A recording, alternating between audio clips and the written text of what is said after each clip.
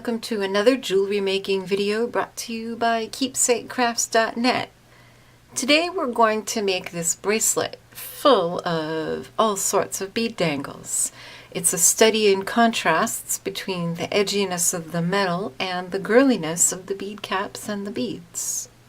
I picked up this length of chain at a bead show some time ago, and when I decided I wanted to make a bracelet with it, I thought it would be interesting, instead of going with edgy, kind of goth-looking charms, which is what this looks like, I thought it would be interesting to do a contrast and have some more girly beads, like these bubblegum metallic crystals, or even just some pretty blues, just to have a variety that made it a little bit more feminine.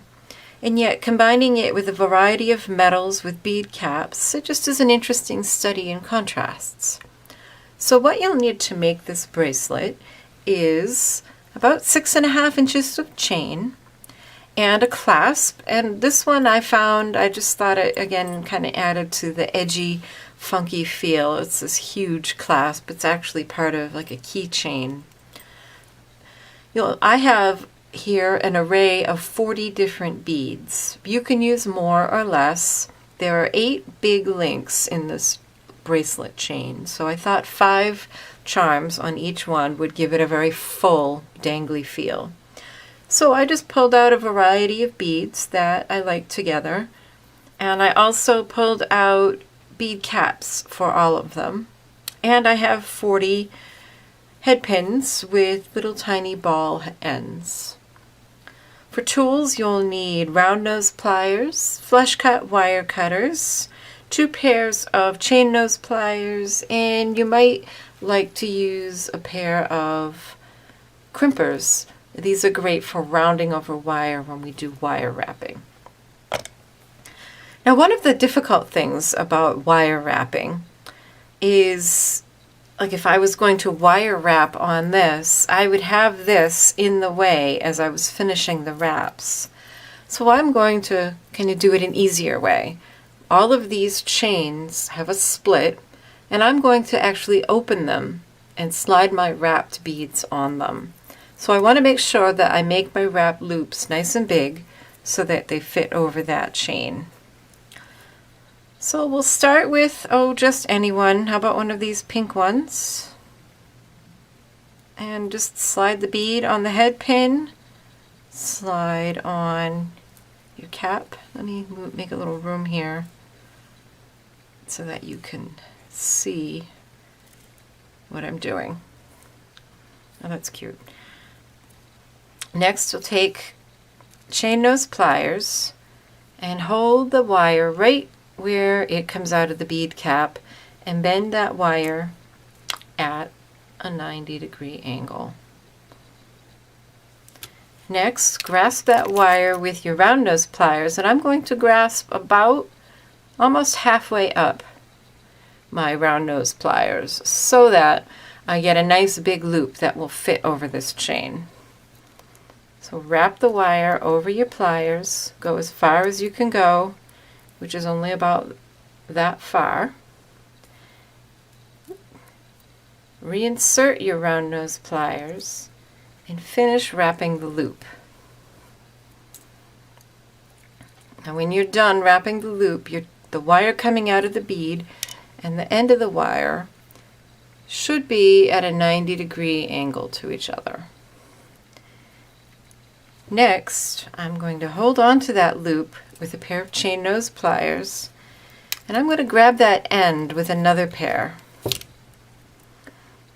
It really helps to get nice, neat wraps if you use a tool to do the wrapping. It just gives you a better grip.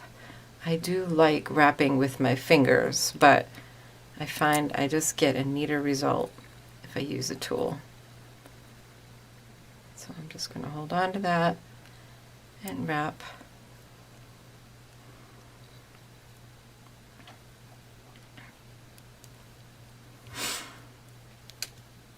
And that's not as neat as I'd like it, but we'll try to improve the next one. I'm just going to cut that off with my flush cut pliers. And that little end, it's not very sharp, but I'm going to grab it with the round part of my crimping pliers and tuck it in. And then if you need to, take your round nose pliers and just make that dangle nice and round. And I'm going to double check and just make sure that I am making it big enough to go over one of these links. I'd hate to make 40 and find that they're all too small to go over the link. Alright, I definitely don't want it any smaller than that. That's just right. So check after you've made one. It'll save you some aggravation later.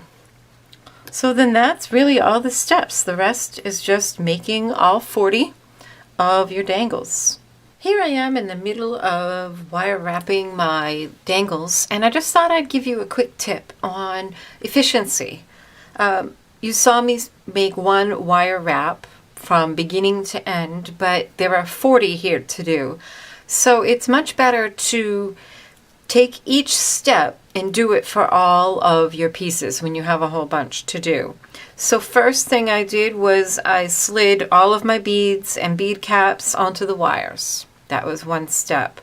And then I took the chain nose pliers and bent them all into their 90-degree angles. And that way I didn't have to keep putting down the chain nose pliers. I could just pick up one after the other and do the 90-degree bends. And now I'm doing the next step, which is the loop with the round nose pliers. Again, I can just do the loops, set it down, keep the pliers in my hand, and do the next one. And so on for every step that you can. If you can continue on with that step and leave the tool in your hands, you'll be a whole lot more efficient. So I'm going to carry on and finish up. So here we are with all 40 dangles made. That took a little while. And I have them arranged just kind of randomly, 5 per link. And since this link is open now, I'm just going to go ahead and slide them on. This one's the easiest one because it's open. It doesn't have something on the other end. And these links you open the exact same way that you would a jump ring, holding on each side with chain nose pliers and pulling the sides in opposition, making sure that that split is closed nice and firmly. Now on the remaining ones, we'll have to do them one side at a time, so that I'm going to put 3 clusters, 3 dangles on one side of the link and 3 on the other. So let's see, there's the split. So we'll hold that side, open it, and let's see, we'll put on 2. 1, 2. And then I'm going to slide these big links are held together by sets of 3 smaller ones. So we'll slide those over and put these 3 on the other side. Not real complicated. The most important thing here, oh, that one's a little small. If you have a loop that's a little small, just go ahead and get out your round nose pliers and go ahead and work that loop on the round nose pliers, and it'll turn out nice and round and bigger. Let's see, where was I? There we are. And then hold this nice and firmly. And when you have something this stiff, just go ahead and bring them towards each other a little bit. Press inward as you bring them towards each other. There we go. Let me see if I can lay this down so you can see it. Yeah, they kind of get all tangled up, which is the idea. They just look sort of random. And I'm just going to repeat the procedure all the way down, adding my sets of dangles. And at the end, I'm going to add this, my clasp, to these 3 little ones so that they are held together. And again, they're just open the same way that you would open a jump ring. So I'm going to finish it up and I'll be back. Here I've gone ahead and added all the dangles, and just to save a little aggravation, what I did when I added the dangles to this big loop, I left it open and I took those 3 jump rings off, the small or the chains, and added them to my clasp, and now I can just add this all at once to the clasp, close this up nice and securely, and I'm all done. Now you can see that little gap. So what I'm going to do is hold that real tight with 1 pair of chain nose pliers and twist, and then as I twist it back, push them towards each other. And now we don't have that gap. You don't want to do that over and over, you'll weaken the metal, but you can certainly do it a couple times. And there it is, all done. Here's another look at the bracelet we made today. I hope that you've enjoyed this project and that you'll give it a try. Here are a couple more videos that you might enjoy watching. Also, please be sure to subscribe to this YouTube channel so you don't miss any of the tutorials that I give. And check out keepsakecrafts.net for lots more jewelry making and crafting and sewing ideas and inspiration. Thanks so much for watching. Have a good one. Bye-bye.